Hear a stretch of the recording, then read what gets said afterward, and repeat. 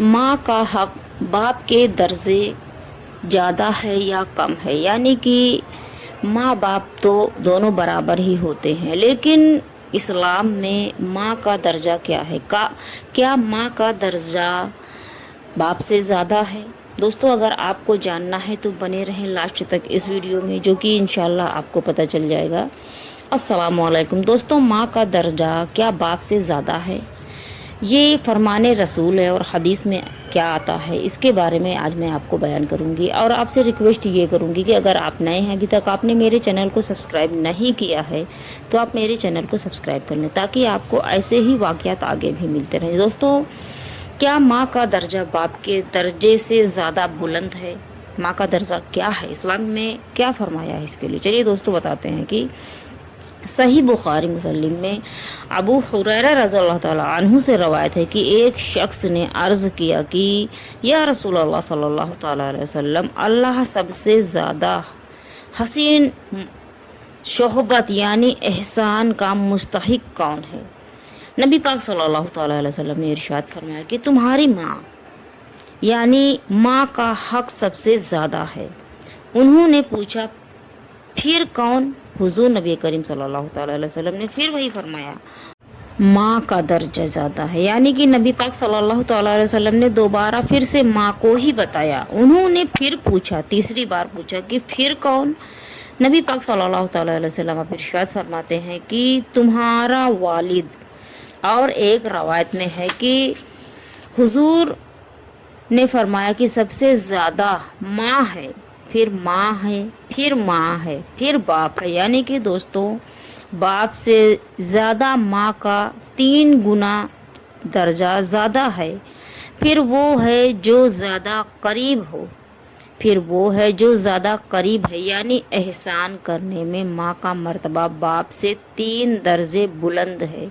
ये नबी पाक सल्लल्लाहु ताला अलैहि वसल्लम का फरमान है। दोस्तों, अबू दाऊद तिरमिज़ी रज़ियल्लाहु ताला अन्हु कहते हैं कि मैंने अर्ज़ किया कि या रसूलल्लाह सल्लल्लाहु ताला अलैहि वसल्लम, किसके साथ एहसान करूं? फरमाया अपनी माँ के साथ। मैंने कहा, यानी कि दोबारा आपने कहा, मैंने कहा फिर किसके साथ? फरमाया अपनी माँ के साथ। मैंने कहा फिर किसके साथ? फरमाया अपनी माँ के साथ। मैंने कहा फिर किसके साथ? फरमाया अपने बाप के साथ। फिर उसके साथ जो ज़्यादा करीब हो, फिर उसके बाद जो ज़्यादा करीब हो। सही मुसलिम में इब्न उमर रज़ियल्लाहु ताला अन्हु से मरवी है कि रसूल खुदा नबी करीम सल्लल्लाहु ताला अलैहि वसल्लम ने फरमाया है कि ज़्यादा एहसान करने वाला वो है जो अपने बाप के दोस्तों के साथ बाप के ना होने की सूरत में एहसान करे, यानी जब बाप मर गया हो या कहीं चला गया हो। सही मुसलिम में अबू हुरैरा रज़ियल्लाहु ताला अन्हु से रवायत है कि रसूल खुदा नबी करीम सल्लल्लाहु ताला अलैहि वसल्लम ने फरमाया कि उसकी नाक खाक में मिले। इस बात को नबी पाक सल्लल्लाहु ताला अलैहि वसल्लम ने 3 मरतबा फरमाया।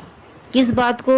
उसकी नाक खाक में मिले, उसकी नाक खाक में मिले, उसकी नाक खाक में मिले। ये नबी पाक सल्लल्लाहु ताला अलैहि वसल्लम ने इस बात को 3 मरतबा फरमाया था। यानी इसका मतलब ये है कि उसकी नाक खाक में मिले। इसका मतलब ये है कि जलील हो।